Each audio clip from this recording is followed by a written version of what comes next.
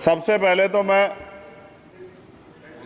Paris Olympic खेलों में जाने वाले सभी खिलाड़ियों को आपके माध्यम से, सदन के माध्यम से बधाई देता हूं, मंगल कामनाएं करता हूं और सरकार का ध्यान मैं इस तरफ आकर्षित करता हूं कि अनुसूचित जाति, जनजाति और पिछड़े वर्ग के खिलाड़ियों के प्रतिनिधित्व पे भी उनको ध्यान देना चाहिए। हम ग्रामीण अंचल से आते हैं। ग्रामीण क्षेत्रों में ना तो स्टेडियम है, ना स्पोर्ट कॉलेज है, ना यूनिवर्सिटियां हैं और प्रतिभा का कोई मोल ही नहीं है सर। हम खुद अच्छे खिलाड़ी थे मगर अवसर ही नहीं मिला। अब यहाँ आने में भी बहुत समय लगा, सड़कों पे संघर्ष करना पड़ा। इसलिए मेरा आपसे आग्रह है कि इन वर्गों का प्रतिनिधित्व बढ़े। इसके लिए सरकार को योजना चलानी चाहिए। अभी क्या योजना है उसमें? आपकी स्पीच तक सदन की कार्रवाई बढ़ाई जाती है।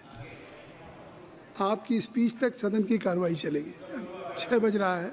अच्छा, ठीक, सदन समाप्त हो जाता है, लेकिन आपकी स्पीच शुरू हो गई तो आपकी स्पीच तक सदन की कार्रवाई। धन्यवाद, बहुत बहुत धन्यवाद। लेकिन कृपया तो सभापति जी, 5 मिनट में कंटिन्यू। मैं आपके माध्यम से सरकार से जानना भी चाहता हूं कि ग्रामीण अंचल और SC, ST, OBC के प्रतिनिधित्व बढ़ाने के लिए क्या कदम उठाए गए हैं तथा इस संबंध में कुल कितनी धनराशि आवंटित की गई है और कितनी धनराशि आवंटित करने का प्रस्ताव।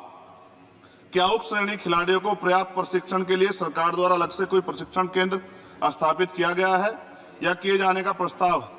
उक्त खेलों में अलग अलग स्पर्धाओं में उक्त श्रेणी के कुल कितने खिलाड़ियों को भेजे जाने का प्रस्ताव है तथा इन सब खिलाड़ियों का श्रेणीवार कुल कितना प्रतिनिधित्व रहेगा। साथ साथ अभी हमारे साथी कह रहे थे कि खेल में जाति और धर्म नहीं होता। सर, जाति तो है। जहाँ कक्षा 1 से बच्चे के नाम के साथ सरनेम लगा होता है तो उस देश में जाति ना हो, ऐसा कैसे हो सकता है?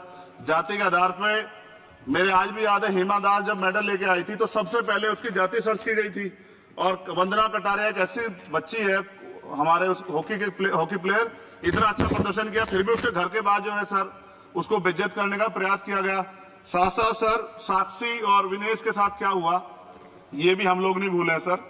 मेरा मानना यह है, आप